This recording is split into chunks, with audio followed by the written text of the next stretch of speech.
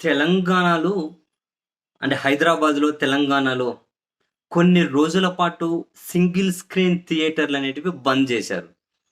Single screen థియేటర్‌లనేటివి బంద్ జేశారు.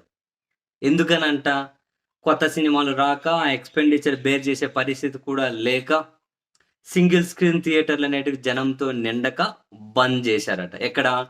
తెలంగాణలో, హైదరాబాద్‌లో బంద్ జేశారట.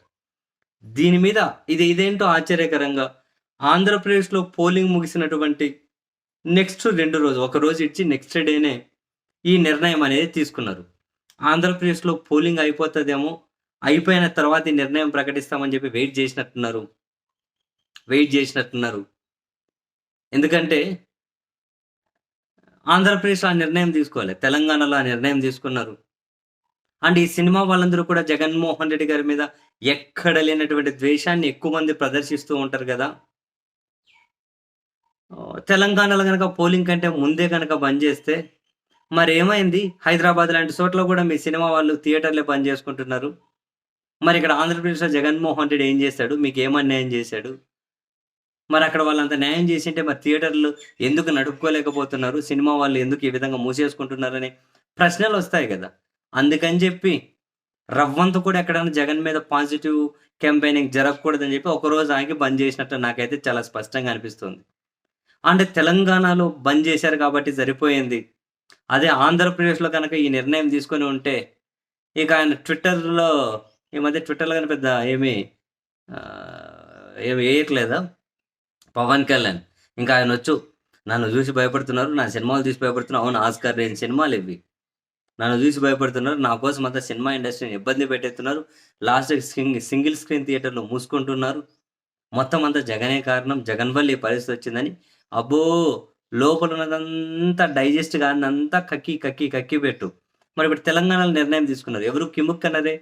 ఒకడేమో ఇంతకుముందొచ్చి పక్కన కిరాణా కొట్లు అని జెప్పా. ఒకడు హీరో అనేవాడు. మరేమి ఇప్పుడంతా నోరు మూసుకొని ఉన్నాడేంట్రా? మరి ఇప్పుడేం ఏం మాట్లాడరా? అక్కడ మూసేశారంట. ఎవరు నోరు తెరిసి మాట్లాడండి మరి. హైదరాబాద్‌లో ఉంటారు గాబట్టి, ఏమైనా నోరు తెరిసి ఎవరినేం మాట అంటే, ఏడ పగలాల్సిన చోట ఏడ పగులుతది ఎందుకులేరా బాబు అని చెప్పి నోరు మూసుకొని ఉన్నారా? హైదరాబాద్‌లోని ఆంధ్రప్రదేశ్ ముఖ్యమంత్రి మీదయితే కక్కుతూ పోతుంటదా? లోపల అరగందంతా, విషమంతా నింపుకొని కక్కుతూ ఉంటారు ఆయన మీదయితే. మరక్కడెవరు నోరు తెరవరు మరి? ఇక్కడైతే గింత పొడుగు మాటలు మాట్లాడుతాడు ఒకడొచ్చేసి, ఎందుకు సైలెంట్ ఉన్నారు నోరు మూసుకొని.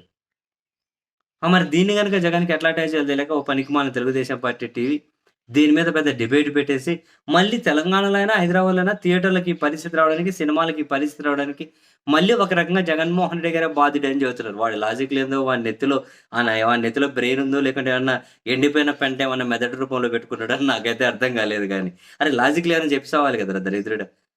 ఏందో మాట్లాడుకుంటూ పోతున్నావు. చెత్త మొహాలు, చెత్త కథలేసుకొని హైదరాబాద్‌లో, తెలంగాణలో సింగిల్ స్క్రీన్‌లు మూసేస్తే, ఆంధ్రప్రదేశ్‌లో దానికి గూడా జగన్‌కి ముడిపెడతారు జూడు. మీరు ఏం కళాకారులురా నిజంగా. అది ఏపీలో కాలేదు కాబట్టి సరిపోయింది. ఇంక ఏపీలో అయింటే అబ్బో! ఇంక సినిమా వాళ్ళు ఎంతమందికొచ్చేసి సినిమా డైలాగులు రాసుకుంటూ వచ్చేవాళ్ళో. ఇటువంటి వాళ్ళు ఇంక నీతులు మాట్లాడతారంట. ఇనేవాడు ఎర్రిపప్పు అయితే ఎవడైనా ఏమన్నా మాట్లాడతాడు.